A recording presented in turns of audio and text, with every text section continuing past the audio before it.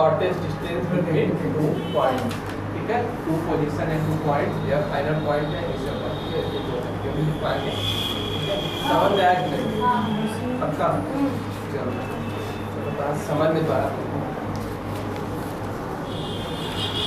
Good evening everyone. Today is part 3 of electrostatics. We shall start the topic from the type of substances in which electric current can pass throughout and in which electric current cannot pass throughout, and by which electric current can partially pass throughout on a specific temperature and pressure. So on the basis of the substances which are made by the electric charges, हम आज उन चीज़ों की बात करेंगे, उन charges के बारे में बात करेंगे जिन चार्जेस से मिलके कोई भी सब्सटेंस का बिल्ट या एक यूनिफॉर्मेशन होता है, जिससे वो बनता है, जिस चीज़ से मिलके वो कंजर्व होता है, या हम कह सकते हैं जिस चीज़ से उसके मिलकर हम उसे 3 टाइप के सब्सटेंस में डिवाइड करते हैं। तो मटेरियल्स या सब्सटेंस जो होते हैं वो मेनली 3 पार्ट्स में क्या होते हैं, डिवाइड होते हैं on the basis of electric charges. First that we feel about our field of the current, that is called conductor, and second one that will be called insulator, and third one will be semiconductor. Am I right? So on the basis of electric charges, by which the materials or substances are made up of, they are divided into mainly 3 parts. First conductor, second insulator, and third one is semiconductor. जैसे कि मैंने आप लोगों को बताया था कि 3 part divide होते हैं, है ना, कंडक्टर, इंसुलेटर और semiconductor. But today you have been remember some things about the class 10th definition of electric current. Class 10th की इलेक्ट्रिक करंट के कुछ टॉपिक्स में जानना पड़ेगा, और जो आपने पढ़ा था उसकी बातों को रिवाइंड करना पड़ेगा, क्योंकि अब जो पढ़ेंगे हम वो न्यू फॉर्म डेफिनेशन होगा। आपने पढ़ा था कंडक्टर्स आर दोज मटेरियल और the substances in which electric current can pass through very easily, right, are called conductor.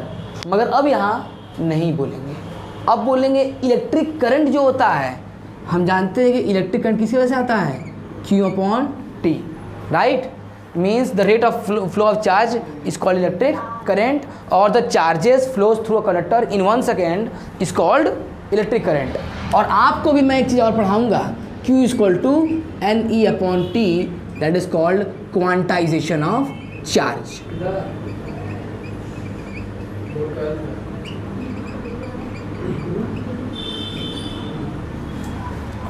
We have to remember that quantization of charge, Hindi बोलते हैं आवेशों का क्वांटीकरण। अब क्वांटी मतलब वो वाला नहीं होगा जो आप लोग अंटी पुलिस बुला लेगी, वो वाला काम नहीं होगा, है ना। यहाँ पे क्वांटीकरण बात अलग होगा, मतलब क्वांटाइजेशन बात अलग है। क्वांटाइजेशन मतलब the quantity, about the quantity और the amount of a charge can be stay inside a material, है ना। आप लोग, मैंने उस दिन एग्जाम्पल तो चार्ज के अंदर बताया था, याद करिए चार्ज की अगर कोई मटेरियल बना हुआ है तो ये इसके 2 एंड्स हो गए, है ना। दोनों एंड्स पे क्या होगा, इनसाइड में सरफेस पे चार्ज होगा, राइट, एंड पर बोल दें पॉजिटिव नेगेटिव दोनों हो सकता है, और यहाँ नेगेटिव। आप इसी को छू लीजिए, है ना, इसको हम टच कर पा रहे हैं तो इसके सरफेस में कुछ चार्ज लगे रहेंगे, हाथ पे आ जाएंगे, इस एंड को टच करेंगे यहाँ पे आ जाएंगे, इस एंड पे आ जाएंगे। लेकिन ये किससे मिलके बना है, चार्जेस से। तो चार्जेस तो पूरा भरा होगा अंदर भी ना, तो इसके अंदर के चार्जेस हमें पता तो है नहीं, लेकिन वो कितने हो सकते हैं, इनफाइनाइट या काउंटलेस, जिनको गिने सकते हैं हम। तो अगर हम मान लें कि इसमें number of charges inside the material, number of charges inside any material, material is taken as n, correct, right. और ये इलेक्ट्रॉन्स हैं, क्यों, क्योंकि हम बात कर रहे हैं कंडक्टर की या इलेक्ट्रिक चार्जेस की। तो जितने इलेक्ट्रिक चार्जेस, जितने इलेक्ट्रॉन होते हैं उतने प्रोटॉन होते हैं, तो यहाँ पर जितने इलेक्ट्रॉन और प्रोटॉन भी होंगे ना, तो अब क्वांटाइजेशन ऑफ चार्ज के अकॉर्डिंग टोटल अमाउंट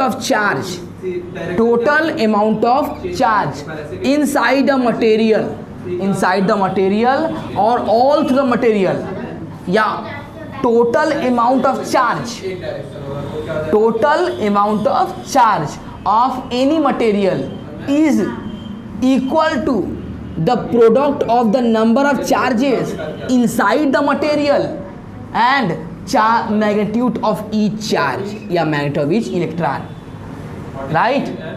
हम बोलते हैं कि total amount of charges, that is called quantity of charges, total amount of charges, that is called Q, is equal to number of charges inside the material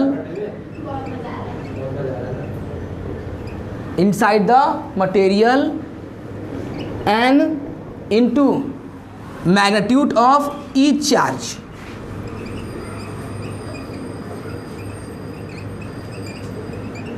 मतलब हर एक magnet of each electron और charges के electron लिख लेंगे तो सही रहेगा।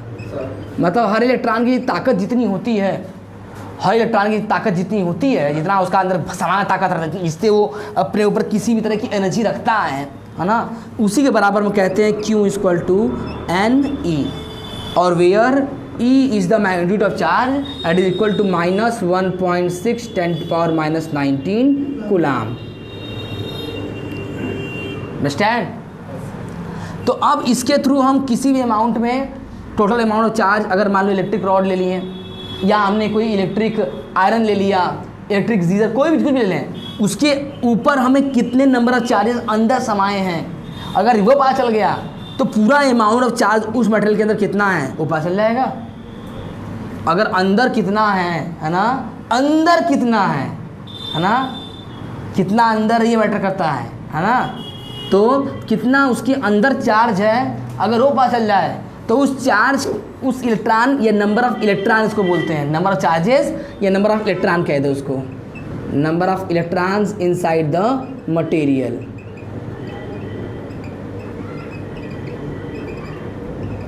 Number of electron inside the material into magnitude of each electron, ये भी कभी सही है, कोई प्रॉब्लम नहीं ना। तो ये क्या कहा है, नंबर ऑफ चार्जेस या नंबर ऑफ इलेक्ट्रॉन्स कह सकते हैं, ये ज़्यादा बेटर हो सकता है। आप इसको चार्जेस के साथ बेसिकली अभी लिखवाएंगे कि होते क्या हैं, electrons inside the material into magnitude of each electrons. Understand? इसमें एक और चीज़ जानने वाली बात है कि अगर कभी ऐसा होता है ना, आप लोग सुना होगा कि सुने होगे ना, किसने दस्तक दी किताबों में, ये कौन है, किसने दस्तक दी किताबों में फिजिक्स के, ये कौन है। चार्ज तो सारा अंदर है, बाहर कौन है, चार्ज तो सारा अंदर है, बाहर कौन है। इसी मुद्दे पे आज बहस होगी और इसी मुद्दे पर आगे की प्रोसेस कंडक्टर, इंसुलेटर, सेमीकंडक्टर बात होगी। तो अब आप लोगों ने 10th में क्या पढ़ा था कि the rate of flow of charges is called electric current, है ना, या the charges flows through a conductor in unit time is called electric current. यहाँ पे उसको भूल कर यहाँ पर आ जाइएगा, थोड़ा सा आगे आ जाइएगा। आप बोलिएगा number of electrons passes through a wire और a electric conduct passes through a wire in 1 second is said to be electric current, है ना।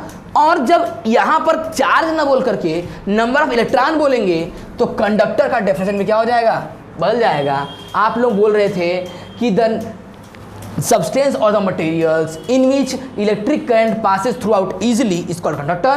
अब बोलेंगे the materials or the substances in which electric charges, basically electron can move out very easily from one end to another end is called conductor। इसका definition अब ये बनेगा। जो definition कुछ थे आपने उसको ब्रॉड कर दिया और ये पूरा फिजिक्स। हमने क्या किया, जो इलेक्ट्रिक चार्ज था उसकी जगह इलेक्ट्रॉन्स को रखा, है ना, और मैंने डेफिनेशन को थोड़ा सा रीबिल्ड कर दिया। क्या बोल दिया बताइए भाई, इसका मैंने डेफिनेशन लिख दिया कि द मटेरियल्स और the substances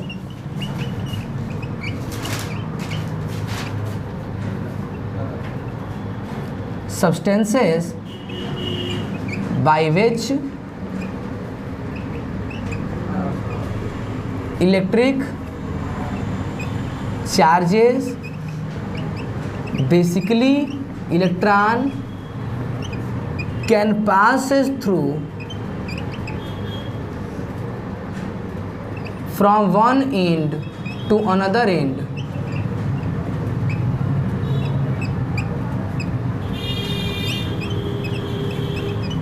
very easily is called conductor.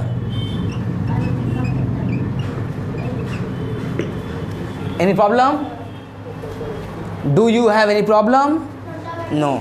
So now we have to remember that the definition of conductor is little bit changed. What it has become? It has become the materials or the substances by which electric charges, या by which की जगह लिख दीजिए आप लोग, क्या लिखेंगे और अच्छा रहेगा, in which electric charges basically electron can pass through very easily from one end to another end is called conductor. और अगर हमने कंडक्टर का डेफिनेशन बदल दिया, इसका मतलब क्या हुआ कि अब क्या बदल जाएगा, इंसुलेटर और सेमी कंडक्टर भी, क्योंकि इंसुलेटर में आपने क्या पढ़ा था कि द मटेरियल्स और the substances in which electric current can pass through out very easily, वो अब बन जाएगा द मटेरियल और substances in which electric charges basically electron can never pass through out from one end to another end, जिसमें कि अब electric charges electron एक end से दूसरे एंड जा नहीं सकते हैं, वैसे मटेरियल्स या वैसे सब्सटेंस को बोलते हैं इंसुलेटर. अंडरस्टैंड? Any problem? तो आप लोग, अब ये कंडक्टर हो गया, अब आप लोग लिखिएगा इंसुलेटर. एग्जाम्पल लिख लीजिए पहले इसका. एग्जाम्पल क्या होगा भाई? इलेक्ट्रिक रॉड, एल्यूमिनियम,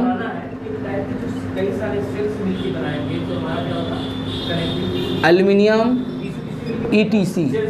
नाउ हम बात करेंगे इंसुलेटर की, तो इसमें क्या हो जाएंगे भाई? The materials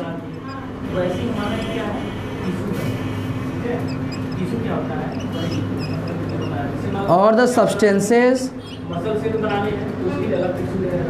in which electric charges basically electrons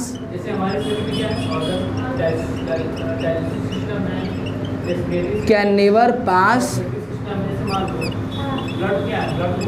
through out is called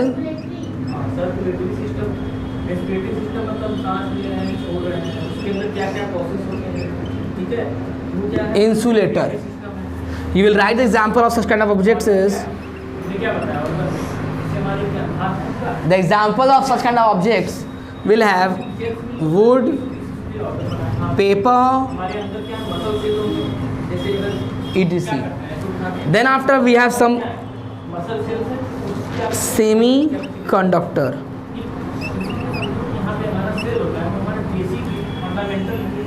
What will do? See, the materials or the substances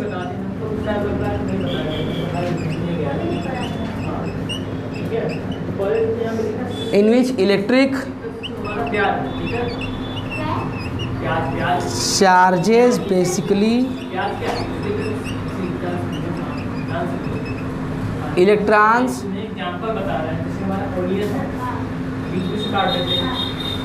can move from one end to another end after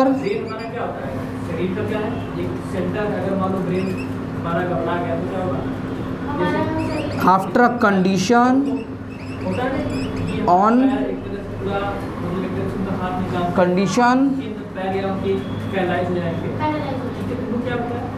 दिक्कत किसका है? स्पेसिफिक कि brain जो हमारा है temperature and pressure तुम्हारा होता है वर्टिकल, ठीक है?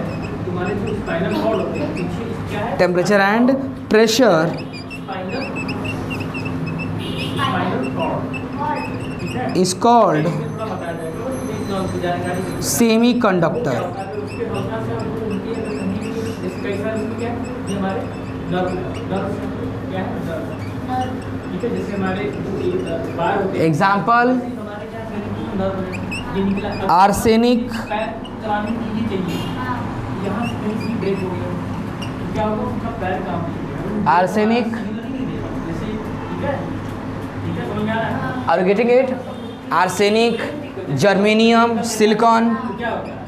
तो कहने का मतलब उनका ब्रेन का इफेक्ट है,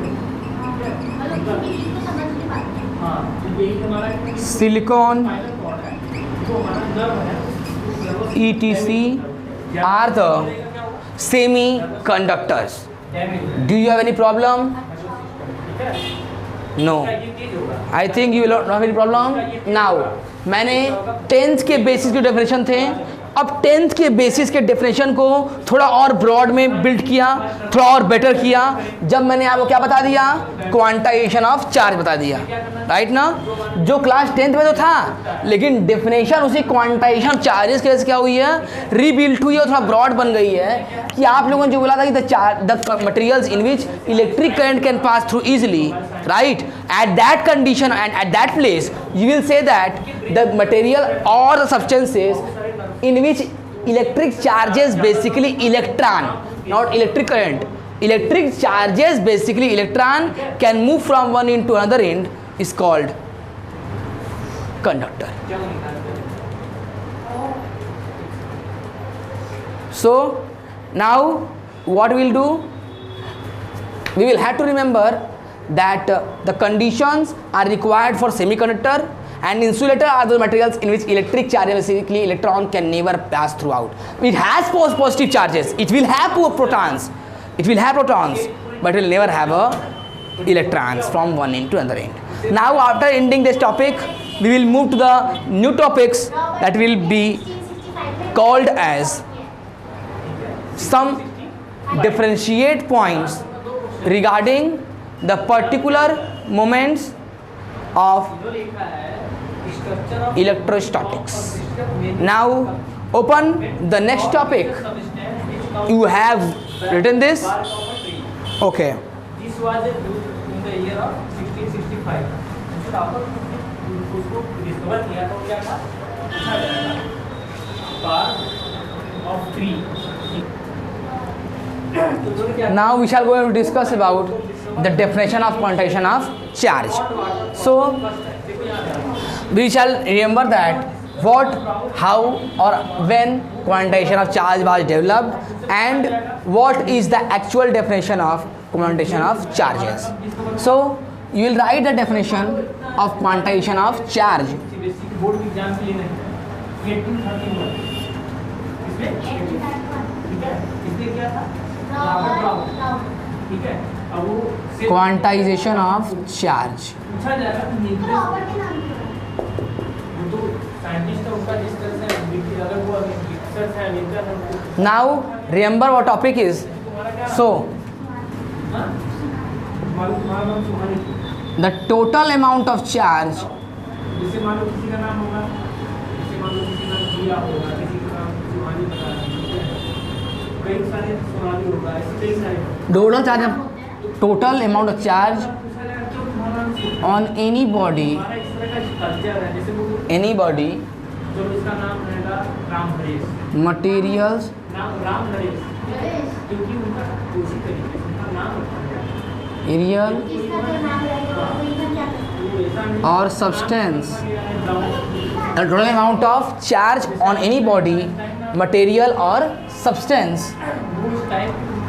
is expressed as the integral multiple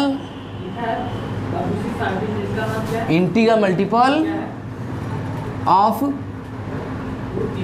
each electron.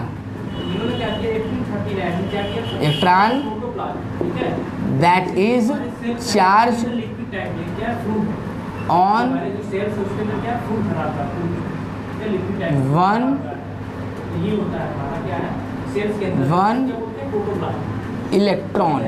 अब इसके बीच में क्या है न्यूक्लियस, This ठीक है, is यहाँ पे known ये हमारा क्या है न्यूक्लियस, ठीक है, as तो न्यूक्लियस ये हमारा this is ये हमारा known as लिक्विड टाइप का quantization of charge. ये क्या है ये हमारा क्या है प्रोटोप्लाज्म, उसको किसने डिस्कवर किया प्रोटीन ने, ठीक है, ये पता होना चाहिए। अब जैसे इसमें क्या क्या है गोल्गी ऑपरेटर जैसे अलग काम है, प्लाज्मा मेम्ब्रेन यहाँ पे क्या है सेंट्रोल, ठीक है, ये सब पता होना चाहिए। तो ये इसका जैसे हम बताएंगे आगे इसका काम क्या क्या है, ठीक है। ये हमारा क्या है ये जो हमारा है ये हमारा प्रोकैरियोटिक सेल है, दो टाइप के सेल होते हैं बता रहे हैं, एक होता है प्रोकैरियोटिक, एक होता है एक होता है यूकैरियोटिक, ठीक है। जो हमारा प्रोकैरियोटिक होता है जैसे यहाँ पे है ना, जैसे हमारा जो प्रोकैरियोटिक होता है जो प्रोकैरियोटिक सेल होता है उसके अंदर This is known as तो ये क्या होता है उसको हम लोग बोलेंगे कि हमारा quantization प्रोकैरियोटिक, ठीक है, of charges. इसमें क्या है न्यूक्लियस नहीं होता। You must write this, or if you have a problem, you will write number of electrons inside the material to magnitude of each electron, number of electrons inside the material into magnitude of each electron, or in other way, ठीक है, जो eukaryotic होते हैं eukaryotic in other way, number of charges inside a material is taken as n. Project होगा, ठीक है। तो कहने का मतलब ये है कि ये अलग पार्ट है, अभी इसमें बताएंगे आगे। तो ये हमारे दो टाइप के cell So that is what all these things in the quantization of charges, quantization of charges, number of electrons inside the material into magnitude of each electron.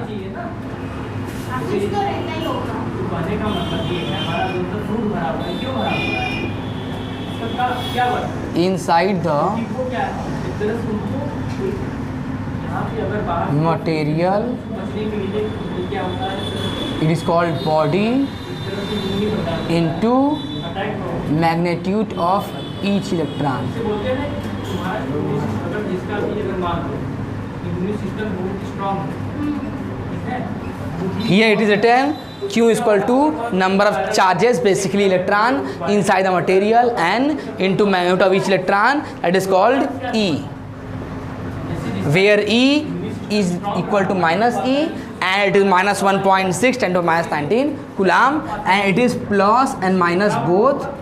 It is plus and minus both because it can be for electron is also equal to proton. So that is why it can be taken as negative or positive both. Understand? Now this is the end of the topics. Now from the next class or the next session of the video or next time in the next classes when we will meet, we shall discuss over the electrostatic force of attraction or repulsion between two charges, between more than two charges, and when multiple charges fixed at a position, what is the net electrostatic force of attraction or repulsion. And initially, because of all these things, we shall discuss Coulomb's law. Most important and basic thing of class 12th, Coulomb's law, we shall discuss over in the next classes. Till the end, revise this topic, convert it in your own language, and try to rebuild the definition in your own language. Bye.